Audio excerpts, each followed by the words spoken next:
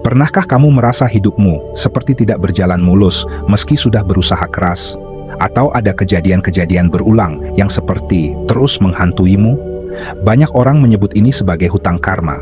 Tetapi, apa sebenarnya hutang karma itu? Dan bagaimana tanda-tandanya muncul dalam kehidupan sehari-hari? Jangan lewatkan video ini sampai akhir, karena kita akan membongkar tanda-tanda bahwa kamu mungkin sedang membawa hutang karma dari masa lalu, baik dari kehidupan sekarang maupun kehidupan sebelumnya. Dan jangan lupa dukung channel ini dengan like, komen, dan subscribe, agar kamu tidak ketinggalan pembahasan menarik lainnya. Apa itu hutang karma? Karma bukan sekadar konsep balasan baik atau buruk. Karma adalah hukum sebab akibat yang bekerja di level kesadaran. Setiap tindakan, ucapan, dan bahkan niat meninggalkan jejak energi. Ketika jejak itu belum terselesaikan, ia bisa kembali dalam bentuk pengalaman hidup yang mirip, pola hubungan yang berulang, atau bahkan kondisi batin yang terasa berat. Itulah yang disebut hutang karma, energi yang belum selesai dipulihkan. Tanda pertama, pola yang terus berulang. Salah satu tanda paling jelas kamu sedang menanggung hutang karma adalah ketika peristiwa serupa terus berulang dalam hidupmu. Misalnya, selalu diperlakukan tidak adil oleh orang lain, selalu dikhianati dalam hubungan atau terus mengalami kesulitan keuangan meskipun sudah berusaha. Pola berulang ini adalah panggilan agar kamu menyadari ada sesuatu yang harus diselesaikan di dalam dirimu, bukan sekadar di luar. Tanda kedua, perasaan bersalah yang tidak jelas. Ada kalanya seseorang membawa perasaan bersalah yang tidak bisa dijelaskan.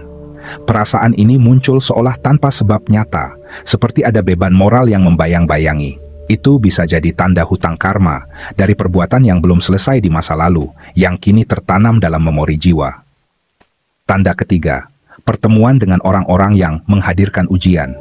Hutang karma seringkali hadir melalui hubungan dengan orang lain. Orang-orang tertentu datang dalam hidupmu untuk memicu luka lama, memancing emosi, atau bahkan memberi penderitaan. Meski terasa menyakitkan, kehadiran mereka seringkali adalah bagian dari pelajaran yang harus diselesaikan agar ikatan karma bisa terlepas. Tanda keempat, kehidupan yang penuh rintangan tidak wajar. Kadang ada orang yang merasa hidupnya penuh rintangan dari segala arah. Setiap langkah terasa berat, seperti selalu ada tembok menghadang. Tentu, tantangan hidup adalah bagian dari perjalanan setiap orang. Tetapi jika hambatan datang terus-menerus tanpa henti, itu bisa menjadi cerminan adanya energi hutang karma yang belum diselesaikan.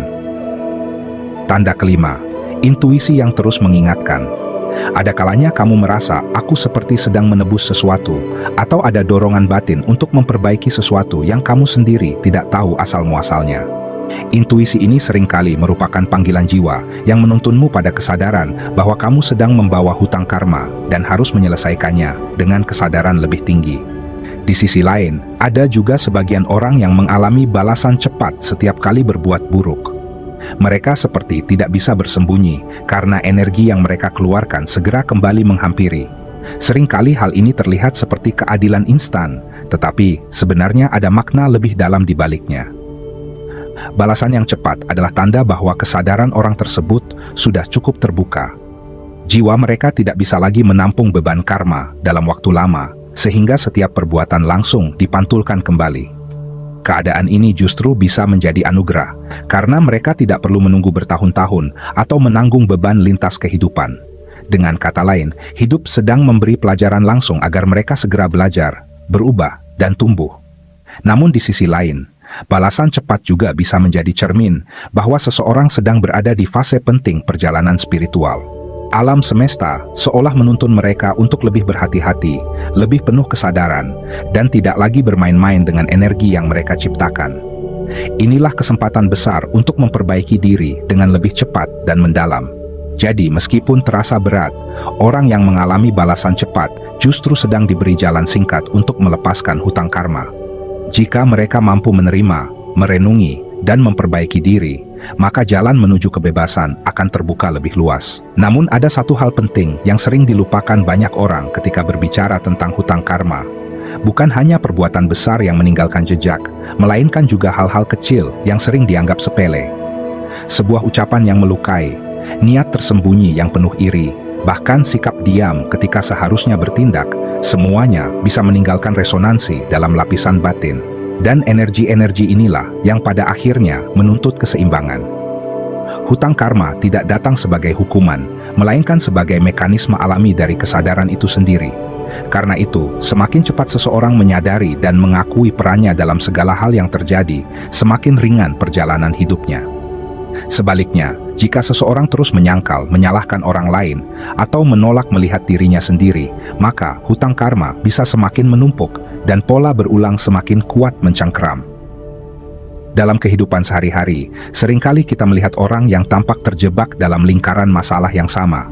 Mereka bisa berganti pasangan, berganti pekerjaan, atau bahkan berganti tempat tinggal, tetapi masalah yang muncul tetap serupa. Inilah tanda bahwa bukan dunia luar yang perlu diubah terlebih dahulu, melainkan luka batin dan hutang karma yang perlu dipulihkan di dalam. Lebih dalam lagi, hutang karma tidak hanya berhenti pada kehidupan sekarang. Ada jejak yang dibawa dari kehidupan sebelumnya, yang muncul dalam bentuk sifat bawaan, kecenderungan emosi, atau bahkan kondisi fisik tertentu. Karena itu, terkadang seseorang merasa hidupnya sudah dimulai dengan beban yang berat sejak lahir. Namun, sekali lagi, ini bukan hukuman, melainkan panggilan agar jiwa bisa menuntaskan sesuatu yang tertunda dari perjalanan panjangnya. Menjalani hidup dengan kesadaran meditatif adalah salah satu kunci untuk tidak lagi menambah hutang karma baru. Ketika pikiran jernih, hati lapang, dan setiap tindakan lahir dari kesadaran penuh, maka energi yang tercipta adalah energi yang bersih dan menumbuhkan. Dari situlah lahir kebebasan yang sejati, bukan karena semua hutang sudah lunas, melainkan karena seseorang sudah tidak lagi terikat pada pola lama yang membelenggu. Jadi, ketika kamu merasa hidup penuh rintangan, atau pola-pola berat terus menghampiri, jangan buru-buru menyalahkan takdir. Perhatikan lebih dalam, apakah itu panggilan untuk menyadari hutang karma yang belum selesai? Jika iya, maka bukalah dirimu untuk berdamai, memaafkan, dan melangkah dengan kesadaran baru.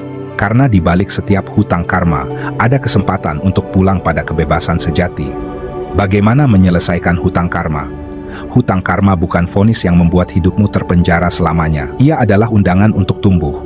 Cara menyelesaikannya adalah dengan kesadaran penuh, menerima setiap pengalaman hidup sebagai pelajaran, memaafkan baik diri sendiri maupun orang lain, berhenti mengulang pola destruktif, dan belajar menanam benih baru yang lebih sehat melalui tindakan, pikiran, dan niat yang jernih. Ada beberapa langkah sederhana namun mendalam yang bisa dilakukan untuk mulai melunasi hutang karma. Pertama, menyadari pola yang berulang. Langkah ini terdengar mudah, tetapi seringkali paling sulit. Banyak orang terjebak karena terus menyalahkan orang lain atau keadaan. Padahal, pola berulang adalah cermin yang menunjuk langsung ke dalam diri. Begitu kita berani jujur melihatnya, kesadaran mulai membuka jalan. Kedua, bertanggung jawab penuh pada hidup. Hutang karma tidak akan selesai jika kita masih bersembunyi di balik alasan atau menutupi kesalahan dengan pembenaran. Mengakui bahwa setiap tindakan, ucapan, dan pikiran memiliki konsekuensi adalah kunci penting. Dari sini, kita mulai berhenti menciptakan hutang baru. Ketiga, memaafkan dan meminta maaf. Banyak hutang karma melekat karena ada luka yang belum disembuhkan. Jika kita pernah melukai orang lain, membuka hati untuk meminta maaf akan sangat melepaskan energi yang tersangkut. Demikian juga, jika ada orang yang melukai kita, melepaskan dendam dan memberi maaf adalah cara membebaskan diri sendiri dari ikatan. Keempat, berbuat kebaikan tanpa pamrih. Kebaikan yang tulus akan menyeimbangkan energi buruk dari masa lalu. Namun kebaikan ini harus lahir dari hati yang lapang, bukan karena ingin mendapat imbalan atau menutupi rasa bersalah. Kebaikan sejati adalah getaran alami dari kesadaran yang bersih. Kelima, hidup dengan kesadaran penuh. Meditasi, refleksi diri, atau hanya sekadar berhenti sejenak dari kesibukan untuk merasakan apa yang terjadi di dalam batin, semuanya adalah cara untuk menjaga agar kita tidak terus menciptakan hutang baru. Hidup dengan kesadaran berarti setiap langkah yang kita ambil selaras dengan kedamaian, bukan dengan ego atau reaksi semata. Keenam, belajar dari penderitaan. Kadang karma terbayar dalam bentuk kesulitan yang terasa berat. Namun, jika kita bisa melihatnya bukan sebagai hukuman, melainkan sebagai pelajaran, maka penderitaan itu berubah menjadi kebijaksanaan. Dan kebijaksanaan adalah tanda bahwa hutang mulai terbayar dengan pemahaman yang lebih dalam. Pada akhirnya, menyelesaikan hutang karma bukan soal berapa banyak kebaikan yang dilakukan, melainkan seberapa jujur dan sadar kita dalam menjalani hidup. Ketika kesadaran hadir dalam setiap momen, beban karma perlahan mencair, dan jiwa kita semakin ringan untuk melangkah menuju kebebasan yang sejati. Pada akhirnya, karma bukanlah soal hukuman atau balasan semata, melainkan cermin dari energi yang kita tabur. Ada yang baru terasa setelah bertahun-tahun, ada yang harus dilunasi di kehidupan berikutnya, dan ada juga yang langsung kembali di saat itu juga. Semua ini bukan untuk membuat kita takut, tetapi untuk mengingatkan bahwa setiap langkah, ucapan, bahkan niat sekecil apapun memiliki getarannya sendiri. Hidup akan selalu mengajarkan kita dengan caranya yang misterius. Kadang lewat penderitaan, kadang lewat kehilangan, kadang pula lewat balasan yang seketika datang. Semua itu hanyalah undangan untuk membuka mata, menumbuhkan kesadaran, dan berjalan dengan hati yang lebih jernih. Jika kamu merasa narasi ini menyentuh sesuatu di dalam dirimu, silakan tuliskan pendapatmu di kolom komentar. Jangan lupa untuk like dan subscribe, agar kita bisa terus berbagi perjalanan tentang kesadaran, kehidupan, dan misteri di baliknya.